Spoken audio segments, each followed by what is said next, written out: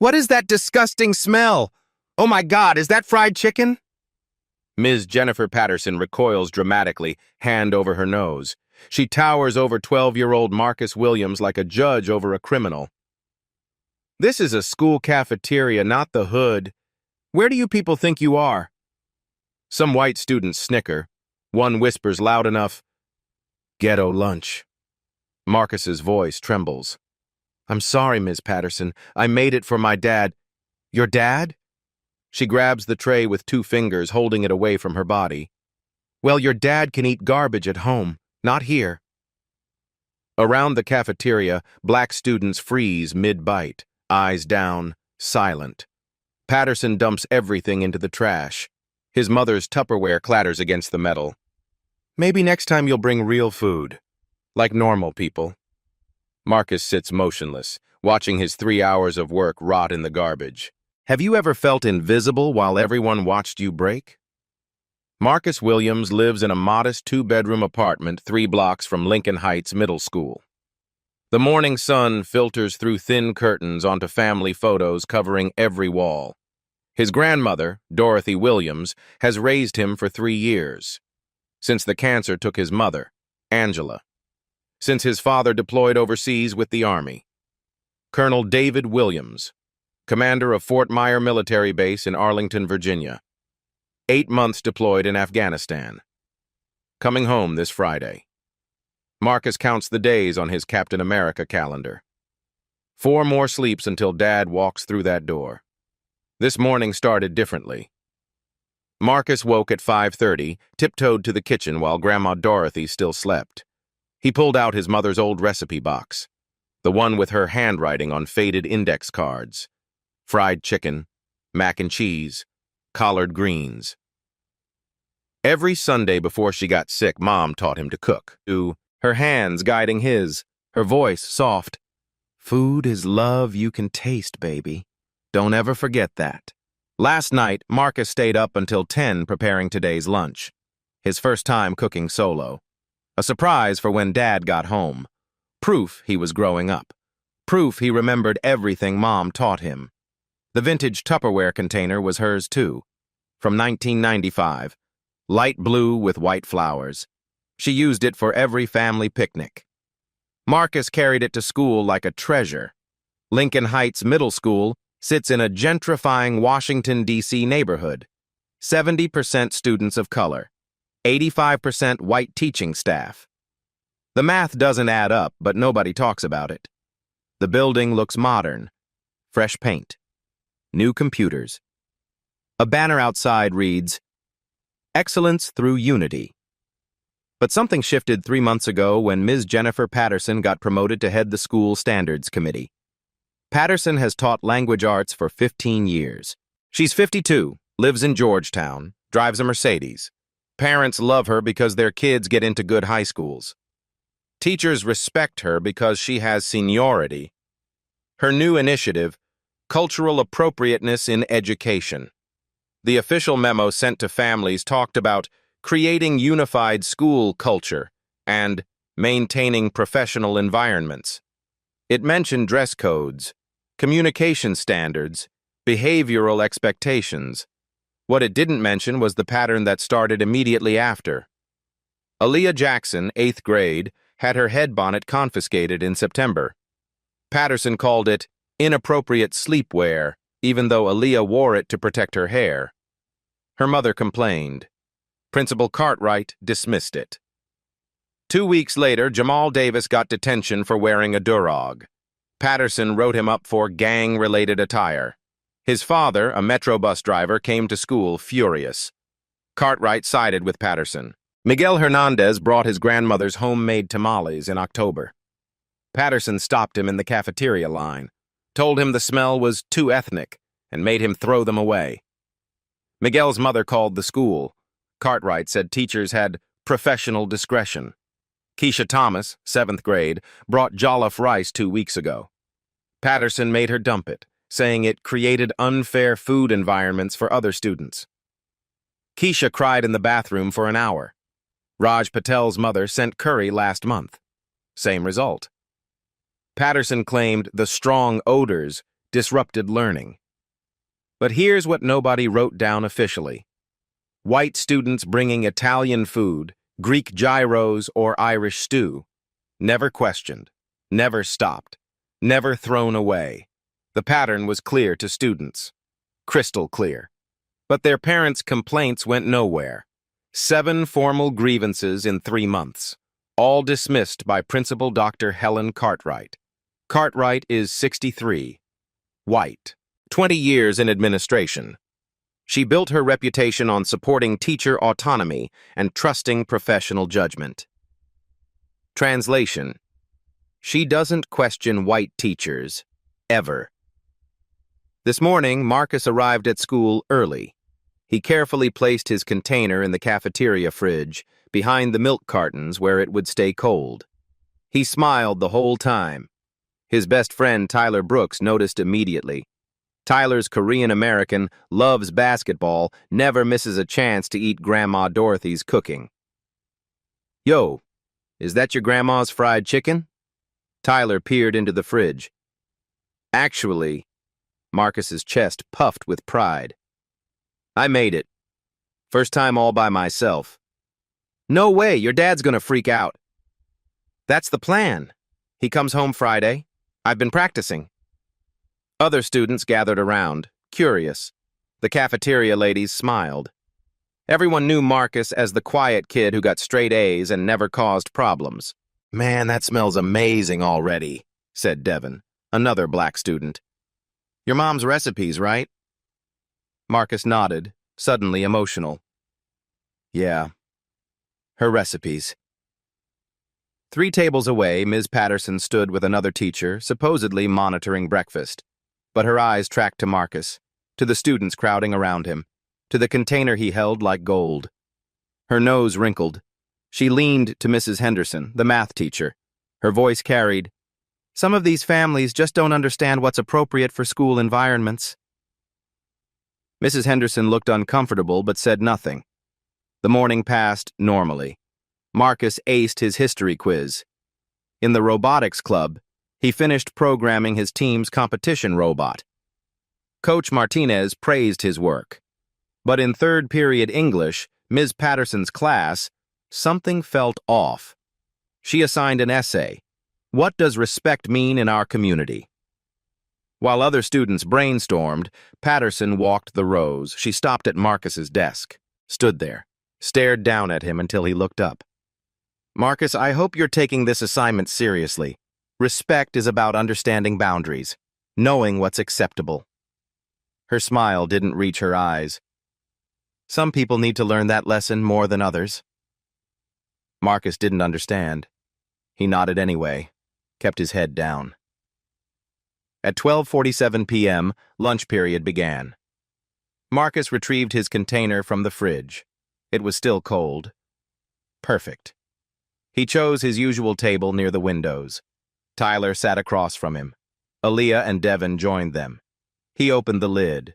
The aroma rose immediately. Rich, savory, perfect. Exactly like Mom used to make. Marcus felt a surge of accomplishment. "Dude, can I have some?" Tyler asked. "After I show my dad first." Marcus grinned. "Then I'll make extra for everyone." Conversations buzzed around them. The cafeteria held 200 students.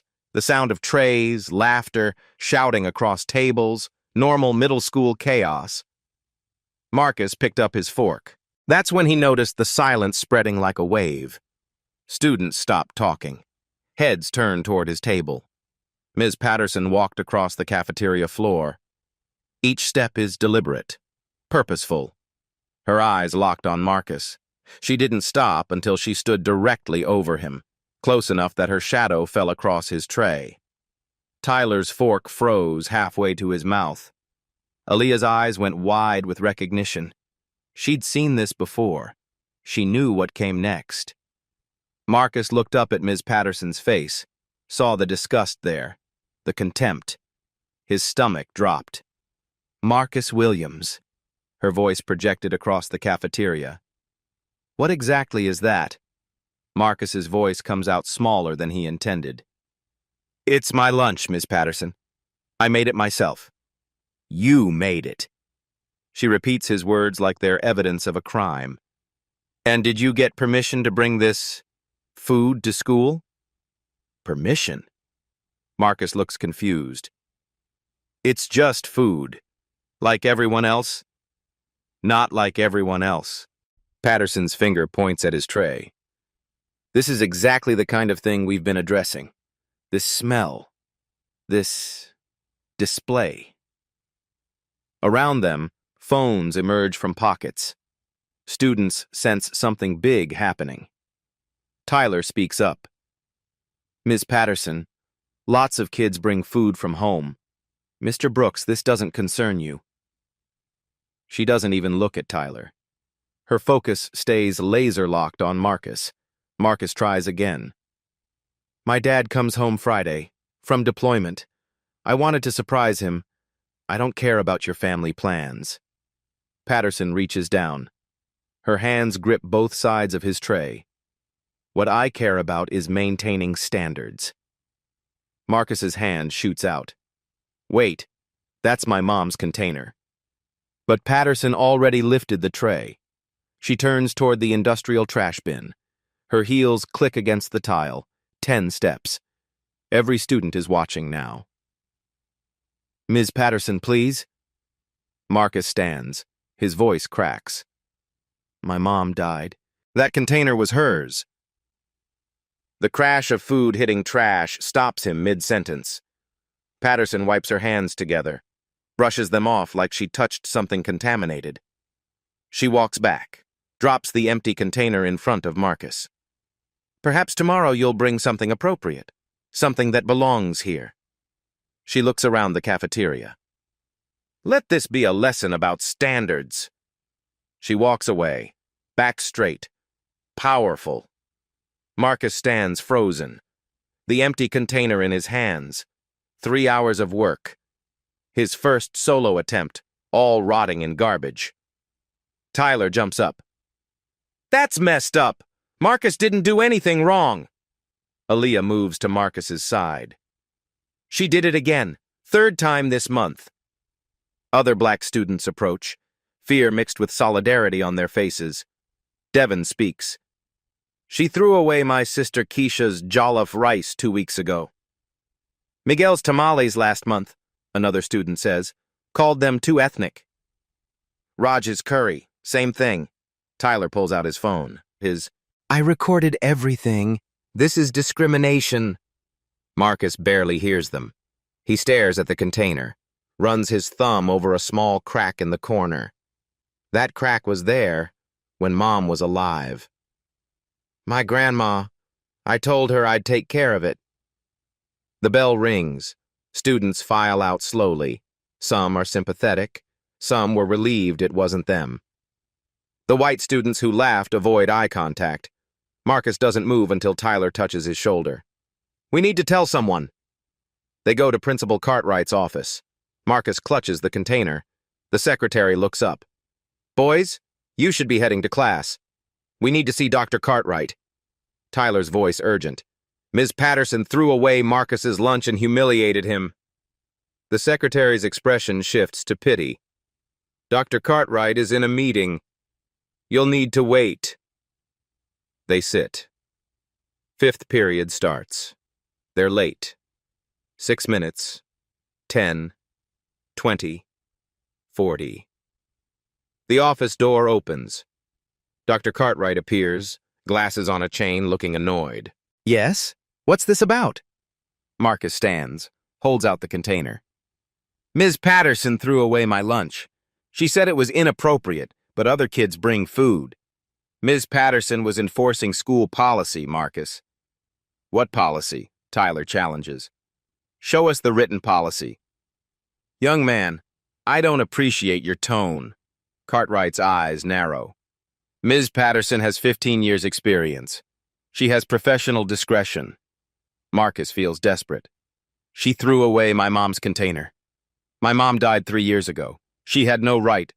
I understand losing a parent is difficult. Cartwright's voice softens slightly but doesn't change.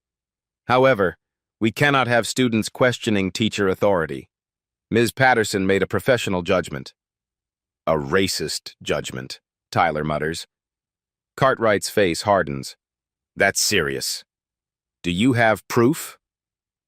Marcus thinks of all the incidents, all students of color, all cultural items, but no documents, just stories. Other students told me, hearsay isn't evidence.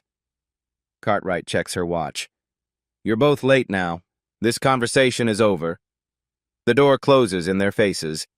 Tyler pulls out his phone. I got the whole thing on video. Every word. What good does that do? We'll find out. In 6th period English, Patterson assigns an essay. What does respect mean in our community? She makes direct eye contact with Marcus. After class, she stops him. Marcus, I hope you learned something today about appropriate behavior. Marcus replies quietly. I learned something about you. Patterson's smile vanishes. Excuse me? Nothing, Ms. Patterson. He walks away. Outside, Tyler's already texting. The video is uploaded to the school group chat first, then wider. Marcus pulls out his phone, texts his grandmother.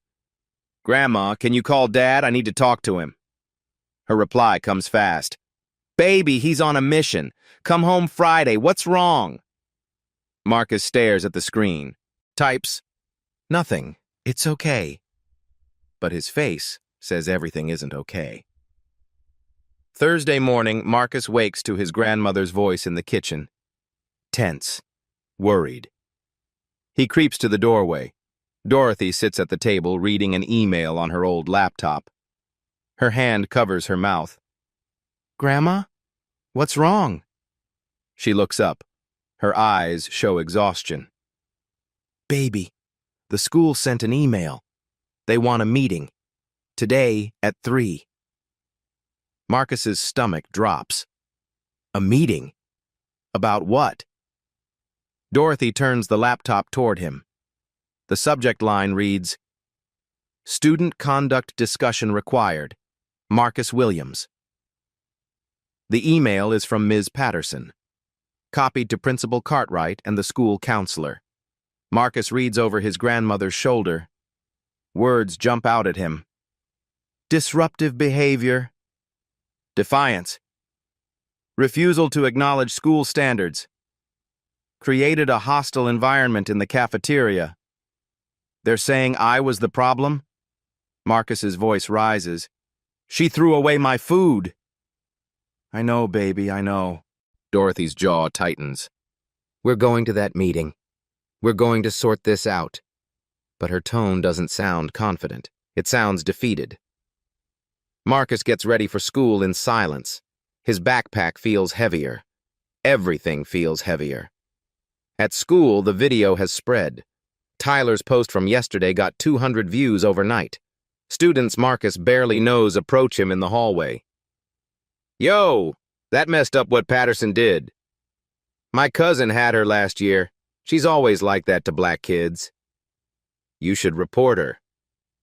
But some students avoid him completely, especially the white kids who laughed yesterday. They look at him differently now, like he's trouble, like he brought this on himself. In the second period, his history teacher, Mr. Anderson, pulls him aside. Mr. Anderson is black, 40 years old, teaches with passion. Students love him. Marcus, I saw what happened yesterday. Anderson's voice is low. That wasn't right. Hope flares in Marcus's chest. Can you help? Can you tell them? I'm non-tenured. Anderson looks pained. Patterson has influence with Cartwright. If I speak up, I might not have a job next year. The hope dies. So nobody can help? I didn't say that. Anderson pulls a small notebook from his desk. Document everything. Dates, times, witnesses, what was said. Exactly. If you're going to fight this, you need evidence. He hands Marcus the notebook. Their hands touch briefly, a moment of solidarity that can't be spoken aloud. Thank you, Marcus whispers. Your mother was a fighter. Anderson's eyes are serious. I knew her. She taught at Roosevelt High before she got sick. She never backed down from injustice. Neither should you. The words sit in Marcus's chest like warm stones. At lunch, Marcus sits with Tyler, Aaliyah, and Devin. None of them brought food from home. They all bought the sad cafeteria pizza. Marcus opens Anderson's notebook, starts writing. What are you doing? Aaliyah asks. Aaliyah, building a case. Marcus's pen moves fast. Ms. Patterson, September 15th, confiscated Aaliyah Jackson's bonnet. Called it inappropriate sleepwear. Aaliyah nods slowly. My mom complained. Nothing happened. September 28th, Raj Patel's curry. Patterson said strong odors disrupt learning. Marcus looks at Devin. Your sister, Keisha Thomas, October 10th, jollof rice. Devin leans in. She cried for 2 hours. My mom called the school 3 times. October 3rd, Miguel Hernandez, tamales, too ethnic. Marcus writes faster. And yesterday, November 6th, me. Tyler watches the list grow. That's 5 incidents in 2 months, all students of color. But white kids? Marcus's pen taps the paper. Nobody stops Emma's lasagna, or Connor's gyros, or that kid who brings Irish stew every week. The pattern is undeniable on paper, crystal clear. This is evidence, Devin says quietly. Real evidence. Marcus feels something shift inside him, not hope exactly, but purpose. The afternoon drags. In English class, Patterson is overly sweet to him, fake concerned. Marcus, I hope you're reflecting on yesterday's lesson, about respect and boundaries. Her smile is plastic. Some students need more guidance than others. She assigns extra homework, just to him. 3 additional essay questions about personal responsibility and accepting constructive criticism. After school, Marcus and his grandmother walk to the administrative building. Dorothy wears her church clothes, her good shoes, like she's going to court. They arrive at 2:55 p.m., 5 minutes early. The secretary leads them to a conference room. Principal Cartwright sits at the head of the table, Ms. Patterson to her right, the school counselor, Mrs. Reynolds, to her left, 3 against 2. Dorothy and Marcus sit across from them. The power imbalance is immediate, obvious. Thank you for coming, Ms. Williams. Cartwright's voice is professionally neutral. We wanted to discuss Marcus's recent behavioral concerns. Behavioral concerns? Dorothy's tone is careful. From what Marcus told me, Ms. Patterson threw away his lunch and humiliated him publicly. Patterson jumps in. With all due respect, that's not what happened. I was enforcing our cultural appropriateness initiative. Where is that policy written? Dorothy interrupts. Show me the handbook page. Cartwright shifts. It's part of our professional judgment framework. Teachers have discretion. Discretion to target my grandson? Dorothy's voice rises slightly. To throw away food he spent hours making in his dead mother's container? Silence hangs heavy. Patterson recovers first, opens a folder. Mrs. Williams, I've documented several concerning behaviors from Marcus. She slides papers across the table. Dorothy picks them up. Emails, all sent from Patterson to herself, all dated this week. November 6th, 3:15 p.m. Marcus made inappropriate comments after class. Direct quote, I learned something about you, said with a threatening tone. Marcus speaks up. I wasn't threatening, I just meant... Young man, the adults are talking. Cartwright's voice cuts like a blade. Dorothy's hand finds Marcus's under the table. Squeezes. Patterson continues. November 6th, 12:50 p.m., Marcus created a disruption in the cafeteria by bringing non-compliant lunch items, then arguing when corrected. He was 12 years old eating food his grandmother taught him to make. Dorothy's voice shakes with controlled anger. How is that non-compliant? Our initiative addresses foods that create uncomfortable environments. For who? Dorothy leans forward. Uncomfortable for who? Because my grandson's fried chicken made white students uncomfortable? The word hangs in the air. White. The thing nobody wants to say directly. Cartwright intervenes. Ms. Williams, let's not make this about race. It is about race. Dorothy pulls out her phone, shows Tyler's video. Watch this. Watch how your teacher speaks to my grandson. The room falls silent as the video plays. Patterson's voice comes through tinny but clear. This is a school cafeteria, not the hood. Mrs. Reynolds, the counselor, shifts uncomfortably. She's stayed silent until now. But Cartwright doesn't flinch.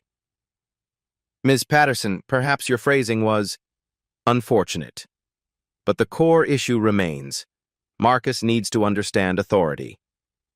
Patterson nods. Exactly.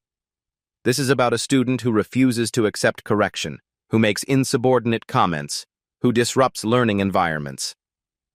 Dorothy looks at them both, sees the wall they've built, the institutional power protecting itself. So, what are you proposing? Her voice goes quiet.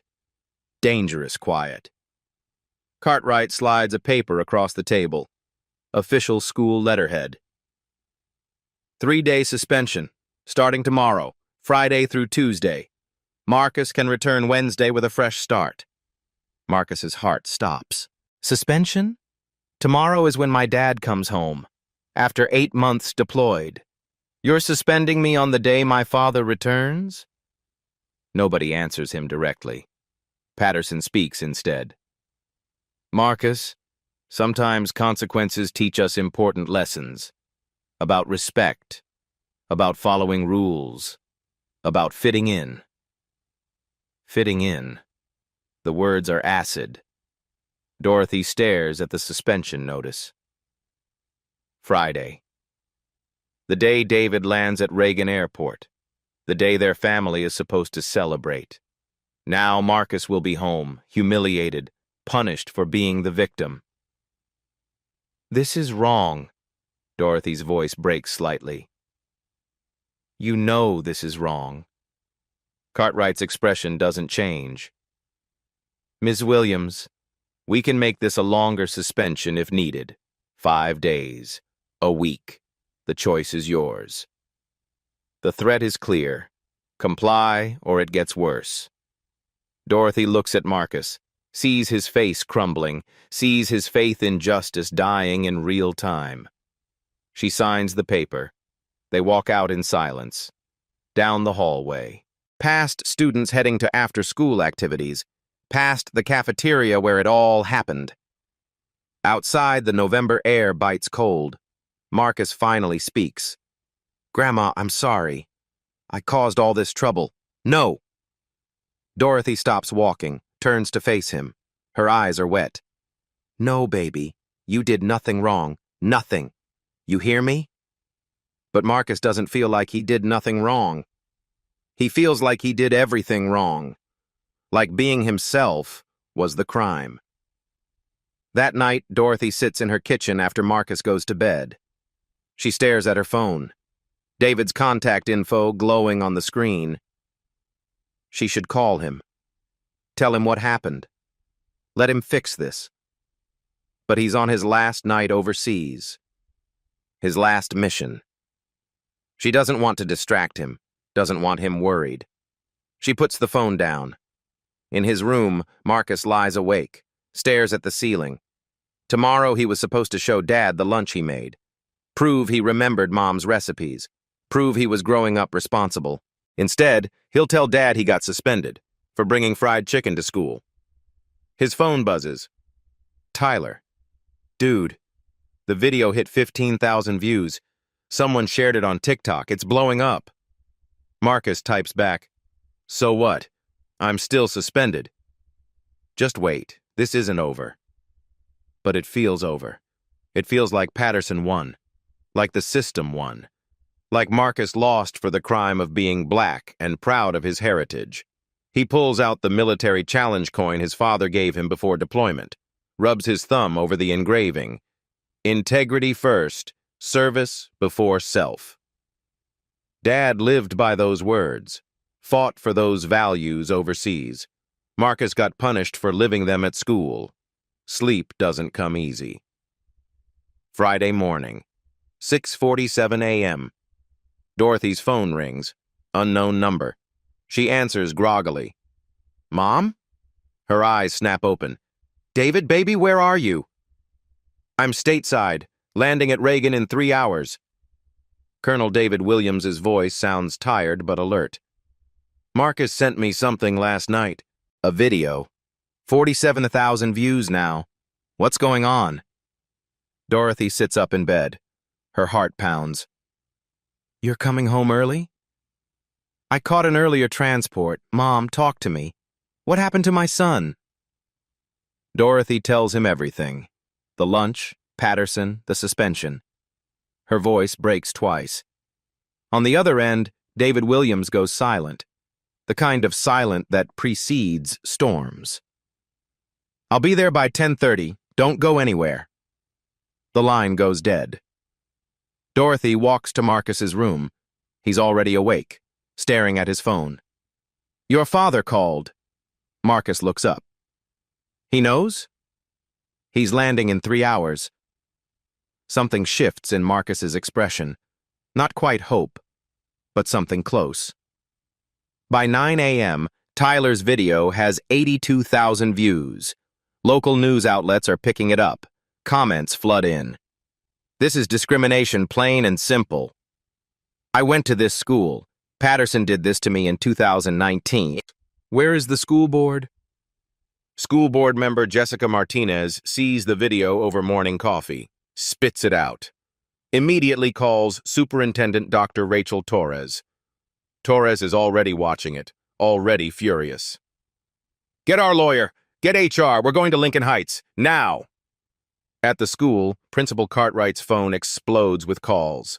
District office, parents, media requests. All before 9:30 a.m. She calls Patterson. Jennifer, do not come to school today. Do not speak to anyone. Stay home. Patterson's voice is shrill. Helen, this is getting out of hand. We need to control the narrative. There is no narrative to control. There's a video. Cartwright's professional composure cracks. Just stay away. But the damage is already viral. At 10:15 a.m., a taxi pulls up to the Williams apartment. Colonel David Williams steps out in full Army dress uniform. Not fatigues, not casual dress. Full ceremonial uniform. Ribbons covering his chest. Brass gleaming. Command presence radiating from every inch.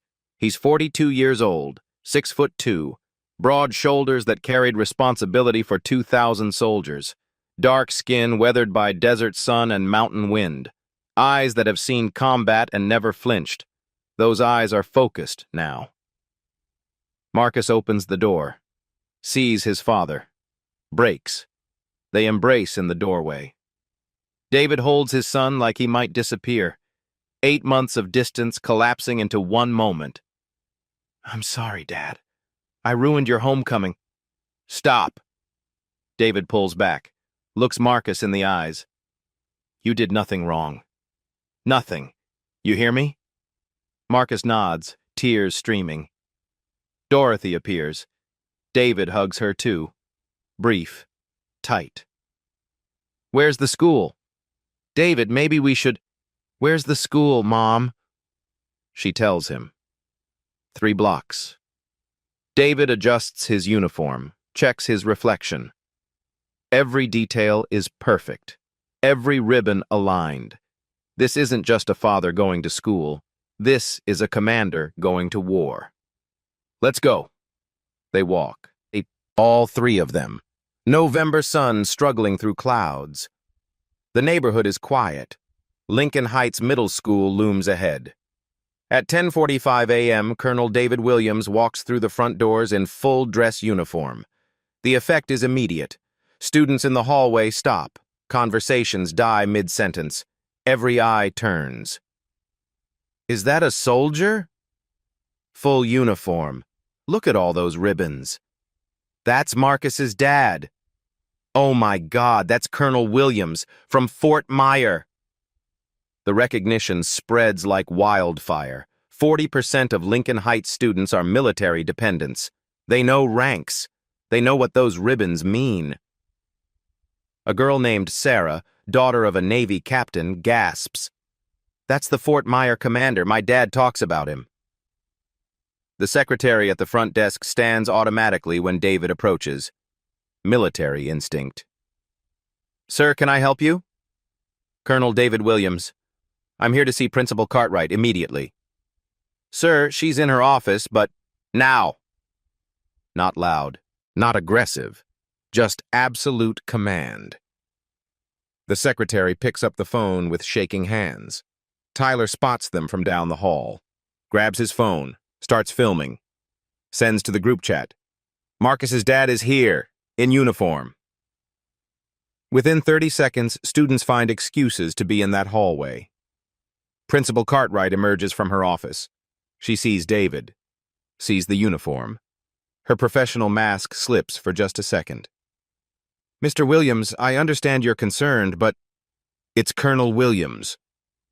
His voice carries, not shouting, but everyone within 50 feet hears clearly. United States Army, 22 years of service, commander of Fort Myer. And yes, I'm concerned that my son was suspended for being the victim of racial discrimination. Cartwright's face pales. Colonel, this is not the appropriate venue for...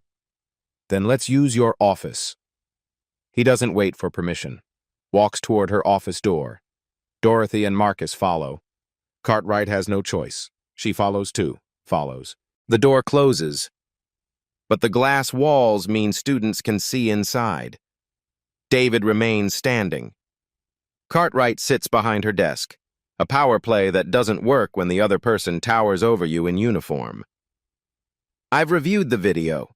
82,000 people have now seen your teacher tell my son his food doesn't belong, that it's inappropriate, that it smells wrong.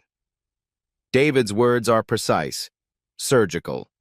Then you suspended him for being humiliated. Cartwright tries to regain control. Colonel Williams, I understand emotions are high, but Ms. Patterson has professional discretion. Discretion to discriminate? David pulls out papers. Marcus's notebook. Documentation of 5 incidents. Aaliyah Jackson, September 15th. Bonnet confiscated. Miguel Hernandez, October 3rd. Tamales thrown away. Keisha Thomas, October 10th.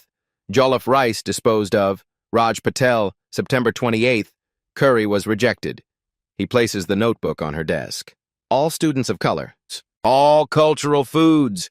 But Emma's lasagna, Connor's gyros, never touched.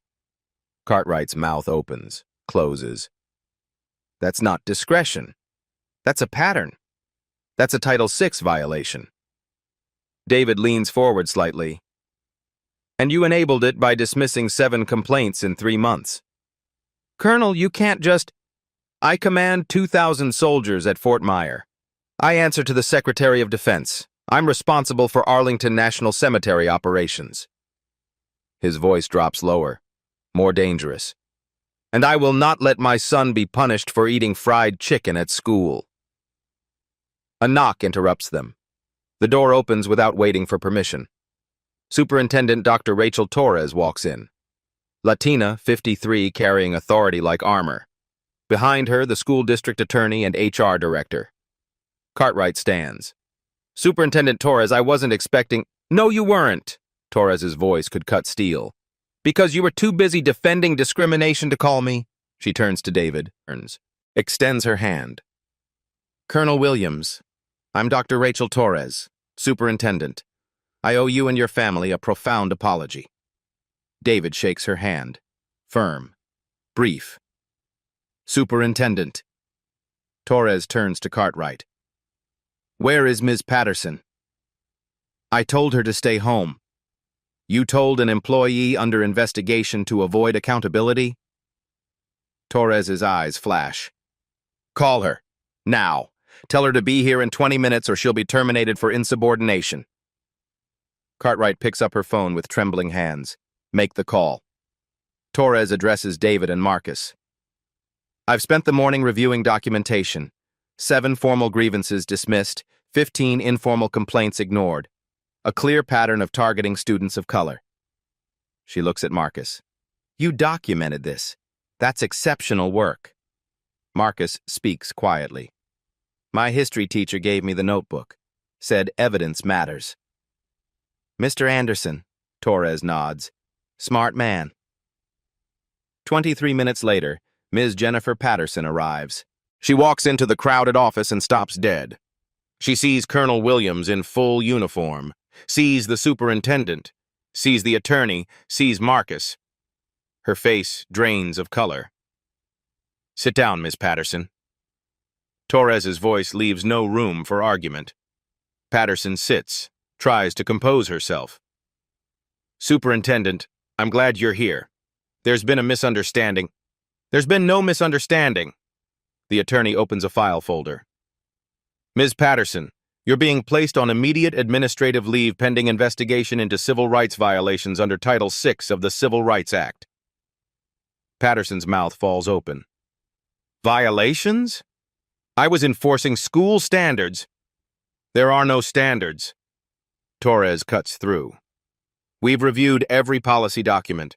There is no cultural appropriateness initiative, no written policy about food, no guidelines about cultural dress. She leans forward. You created a discriminatory pattern targeting students of color. That's not education. That's bigotry. Patterson turns to Cartwright. Desperate. Helen, tell them. You approved everything. Cartwright looks away. Torres turns to the principal. Dr. Cartwright, you're also on administrative leave. You enabled discrimination by dismissing complaints. That's a failure of leadership. You can't. I have 20 years, and you used them to protect racism. Torres stands. Security will escort you both out. Patterson's desperation peaks. She turns to David. You're military. You understand the chain of command. Following orders. This is political. David's voice is ice. I understand integrity, something you lack. Patterson tries again. But who even are you to... Another knock at the door. A man walks in. Black, 51 years old, distinguished in a tailored suit. Mayor Jonathan Bradley of Washington, D.C. Everyone stands instinctively. Patterson's remaining color drains away. The mayor looks around. His eyes land on David. They share a look, familiarity. Dave, welcome home. They shake hands, something more than casual. David nods. John. Marcus stares confused. Dad? The mayor turns to Marcus. His expression softens. Marcus. Last time I saw you, you were this tall. He gestures to waist height. I don't... David puts his hand on Marcus's shoulder. Marcus, this is Mayor Jonathan Bradley, your mother's brother, your uncle. The room goes completely silent. Marcus's world tilts. My uncle? Your mom and I drifted after she got sick. That's my failure, but I'm here now. Bradley looks at Patterson. And I've seen everything. Patterson can't speak. She's facing the mayor who is Marcus's uncle. Bradley continues, voice controlled but tight. My sister, Angela Williams, passed away 3 years ago. She was a teacher. She believed every child deserved dignity. He looks directly at Patterson. That lunch you threw away? Those were her recipes. Her legacy. Taught by her mother to her son. He lets that sink in. You didn't just throw away food, Ms. Patterson. You threw away my sister's memory. Patterson's lips tremble. No words come. Bradley turns to Torres. Superintendent, I trust this investigation will be thorough? Absolutely, Mayor Bradley. Good, because I'll be monitoring it personally. He turns to Marcus, crouches to eye level. Your mom would be so proud of you. For standing up. For documenting everything. Marcus's eyes fill with tears. Uncle John, I didn't know. I've been mayor for 2 years. I should have been present sooner. That's on me. Bradley stands. But I'm here now, and this ends today. David adds, I called John from the plane. Because this isn't just about family. It's about civil rights. Bradley nods. If Marcus weren't my nephew, this would still be wrong. That's why we're implementing new oversight, district-wide bias training, independent reporting systems. Torres adds, Fort Myer has expressed concerns. 40% of students here are military dependents. The base is reviewing whether this school remains suitable. The weight of that hangs heavy. Losing military students means losing funding. Patterson tries once more. This isn't fair. It's just food. Just school rules. Marcus speaks up, voice stronger. You threw away my mother's container. You called my food inappropriate. You suspended me for being humiliated. He looks her in the eye. What standard is that? Patterson has no answer. Security arrives. Torres nods. Ms. Patterson? Dr. Cartwright? You're escorted off campus immediately. As they're led out, students in the hallway part. Everyone is watching. Phone recording. Patterson tries to hide her face. Can't. Someone calls out, You said my tamales didn't belong. Another voice. You took my sister's bonnet. Patterson keeps walking. No defense possible. Outside, news vans are gathering. Torres called them. Transparency. Mayor Bradley gives a statement on the school steps. David stands beside him, Marcus between them. Today, Lincoln Heights failed one of its students. Marcus Williams showed courage by documenting discrimination. We're implementing immediate reforms. A reporter asks, Is Marcus your nephew? Yes. But this isn't about family connection. It's about civil rights. Marcus happened to have a family that could amplify his voice, but he shouldn't have needed that. Another reporter.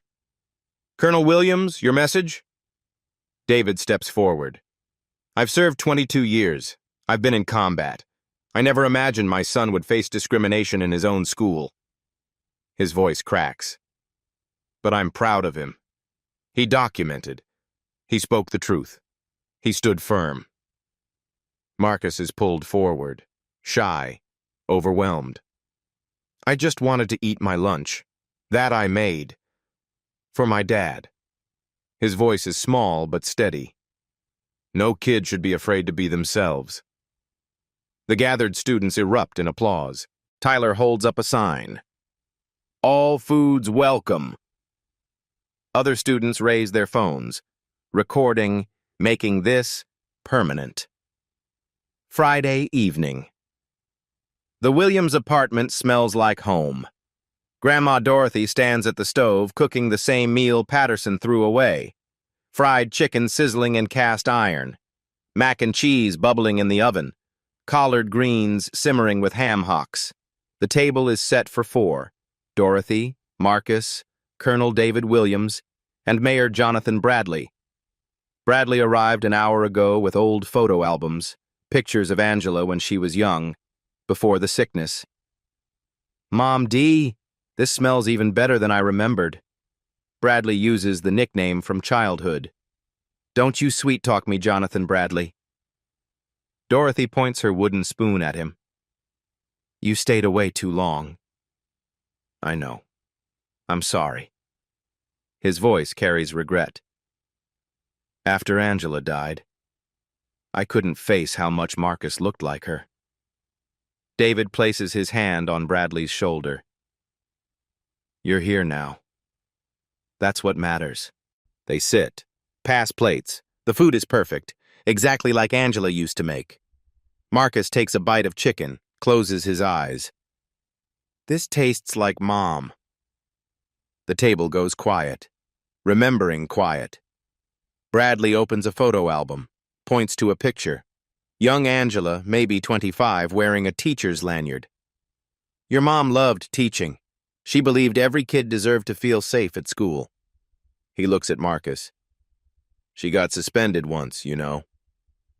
Marcus's eyes widen. Mom? Suspended? 8th grade. She wore a traditional African dress. The principal said it was disruptive, so she wore it every day for a month until they changed the policy. David laughs. She never told me that. She was saving it. Wanted to tell Marcus when he was old enough to understand what standing up means. Marcus looks at the photo, sees himself in his mother's expression. I think I understand now. Dorothy squeezes Marcus's hand. Your mama would be so proud, baby. They eat, share stories, laugh about Angela's terrible singing and fierce love. For the first time in 3 years, grief feels less like drowning and more like remembering. After dinner, Bradley pulls Marcus aside. They sit on the balcony. Your documentation, Marcus. That notebook. That's paralegal level work. Bradley's tone is serious. Ever thought about law? Marcus shrugs. I like robotics, building things. You can do both. Justice needs technical minds. Bradley pauses. What did you did? That's what lawyers do. Gather evidence, build cases, speak truth to power. Marcus considers this. Mr. Anderson said evidence matters more than anger. He's right, and he's getting tenure now. I'm making sure of it. Really? Really. Teachers who stand up deserve protection. Marcus looks out at the neighborhood.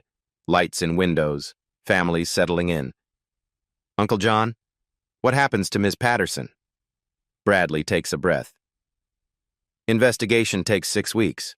If violations are confirmed, and they will be, she'll be terminated. Might face lawsuits.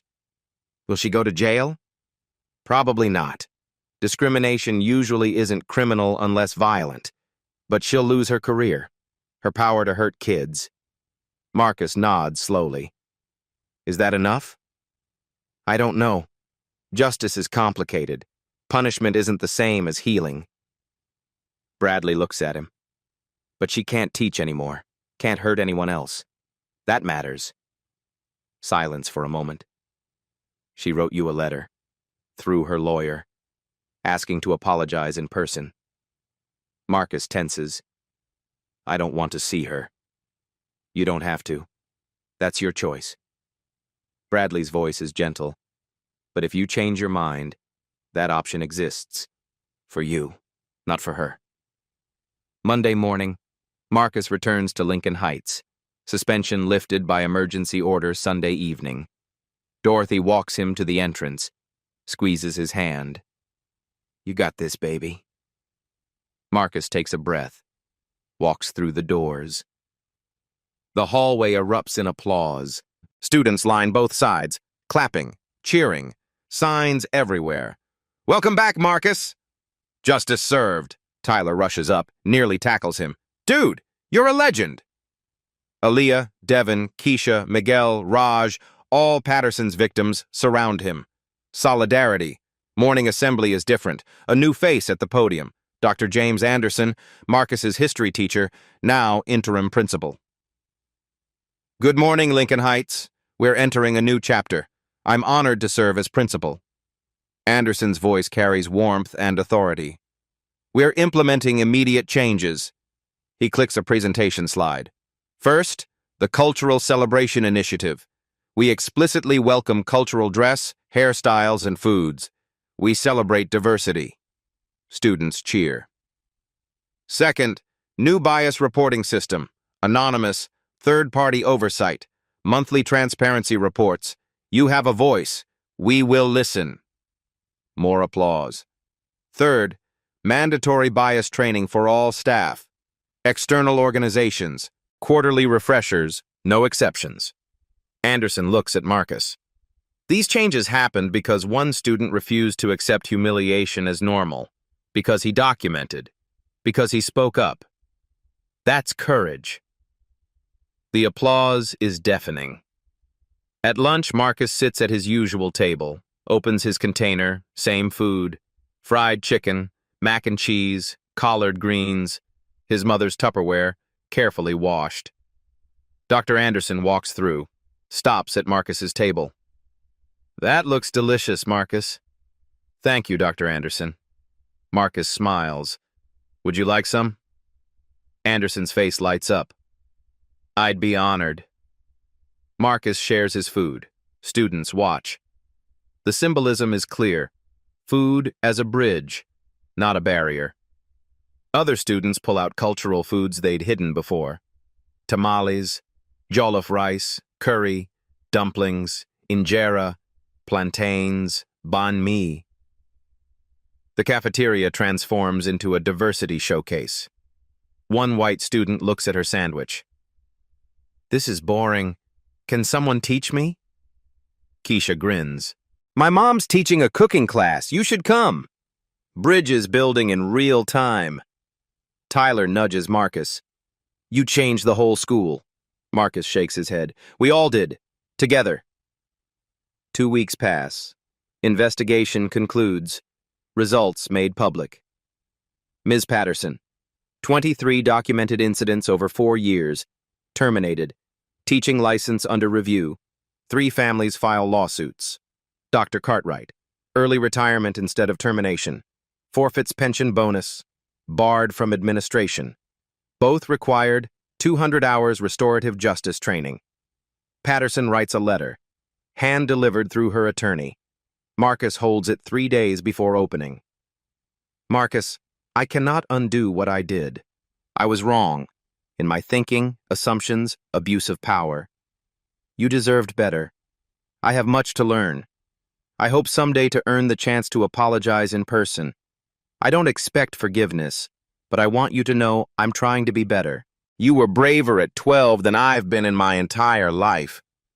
JP. Marcus reads twice, folds it, puts it in his drawer. He doesn't respond. Not yet. Maybe never. That's his choice. His power. Sunday afternoon, 3 weeks later. The Williams family stands at Greenlawn Cemetery. Angela's grave under an old oak. David, Dorothy, Marcus, Uncle John. Marcus places a plate of food on the headstone. The meal that started everything. "We did it, Mom." His voice is steady, strong. "Just like you would have." Wind rustles through oak leaves, peaceful. David's arm wraps around Marcus's shoulders. "Your mom always said food was love you could taste. And standing up was love you could show," Bradley adds. They stand together. Family. Stronger for breaking and healing. Marcus looks at his mother's name. Angela Marie Williams. Teacher. Mother. Fighter. He understands now. She didn't stay away. She's in every recipe, every act of courage, every refusal to accept injustice. She's in him, and that's enough. 6 months later, Lincoln Heights Middle School looks different. Not the building. The building is the same brick and glass structure, but the spirit inside has transformed completely. The cafeteria at lunch period is a celebration. Students from every background share food openly, proudly, without fear. Marcus sits with his usual crew. His container, his mother's container, holds a new recipe today. Jerk chicken. Dorothy's learning Caribbean cooking from Keisha's grandmother. This story isn't really about lunch. It's about dignity, about culture, about the everyday acts of discrimination that happen in schools, workplaces, and communities across America every single day. According to the National Education Association, students of color are 3.5 times more likely to face disciplinary action for the same behaviors as white students. 3.5 times. That's not a coincidence. That's the pattern. That's the system. But this story is also about power. The power of documentation. The importance of allies. What happens when people refuse to stay silent? Marcus didn't have institutional power.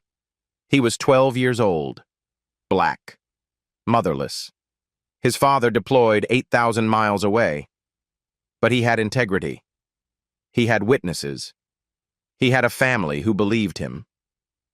He had a teacher who slipped him a notebook and said evidence matters, and that was enough to change everything.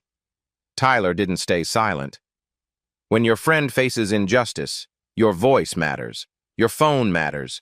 Your willingness to make noise matters. Sometimes the people with power are closer than you think. Mayor Bradley was Marcus's uncle. But here's the truth. Justice shouldn't require a phone call to City Hall. It shouldn't need a colonel in dress uniform. It shouldn't depend on going viral. Justice should be the baseline, not the exception. Since Marcus's story spread, 47 other schools in the district reported similar incidents. Investigations are underway. The Cultural Celebration Initiative is now district-wide policy. But this isn't just a school issue. A 2023 study found that 63% of employees from minority backgrounds report cultural code switching at work, hiding parts of their identity to fit in, to survive.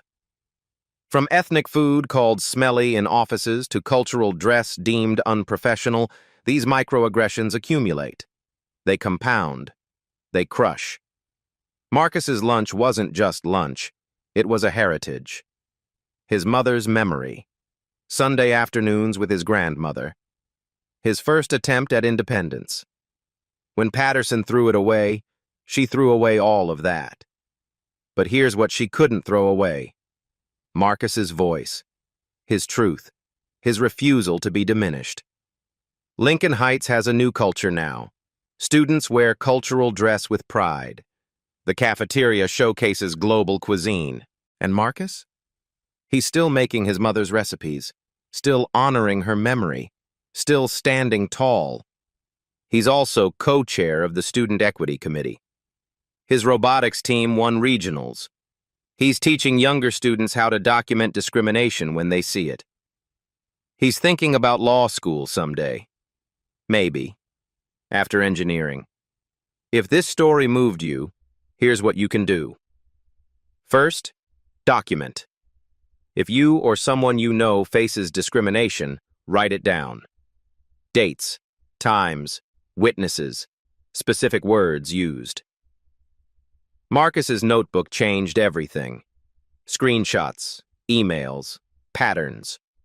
Second, speak up. Be a Tyler.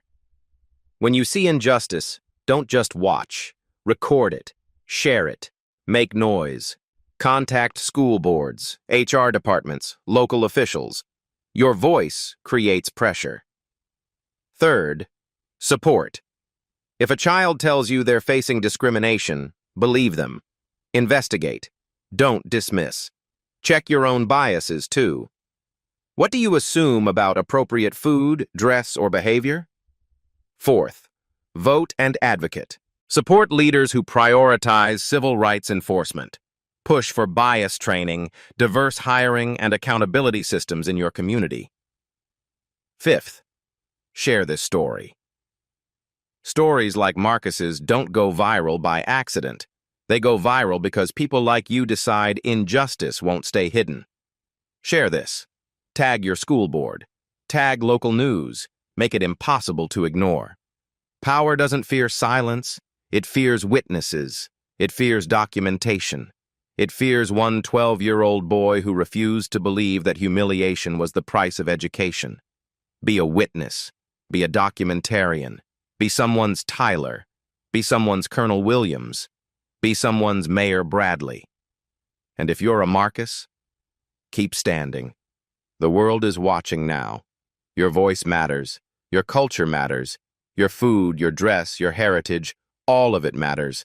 Don't let anyone tell you differently. Now I want to hear from you. Have you ever experienced discrimination at school or work? Have you witnessed it happening to someone else? What did you do? What would you do differently now? Drop your story in the comments below. Let's build a community of witnesses, of documents, of people who refuse to stay silent. And if this story resonated with you, hit that like button. Share it with someone who needs to hear it. Subscribe for more stories about justice, courage, and standing up for what's right.